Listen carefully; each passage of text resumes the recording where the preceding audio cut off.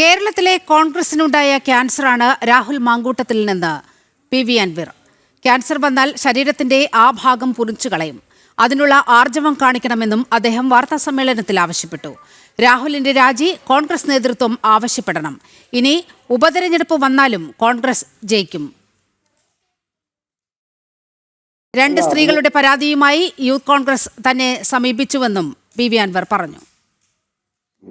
BJP. സ്വാധീനം ചെലുത്തി പാലക്കാട് ഒരു തെരഞ്ഞെടുപ്പ് വരികയും ചെയ്യുകയാണെങ്കിൽ 100% ഉറപ്പാണ് കോൺഗ്രസിന് അനുകൂലമായിട്ടുള്ള ഒരു ജനവിധി പാലക്കാട് ഉണ്ടാകും. 100%. എൻ്റെ വ്യക്തിപരമായ അഭിപ്രായമാണ്. അത്തരത്തിലെ ഉന്നതമായ ഒരു തീരുമാനം, ധാർമ്മികമായ ഒരു തീരുമാനം എടുക്കാനുള്ള ശേഷി കോൺഗ്രസ് ലീഡർഷിപ്പ് കാണിക്കണം.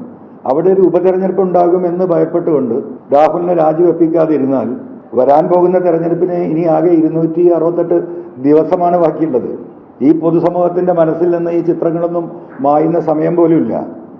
അതുകൊണ്ട് രാജിവെപ്പിക്കുക, അദ്ദേഹത്തെ നിർദ്ദേശിക്കുക. രാഹുലിനോട് എനിക്ക് വ്യക്തിപരമായി പറയാനുള്ളത് രാഹുൽ രാജിവെക്കണമെന്നതാണ്.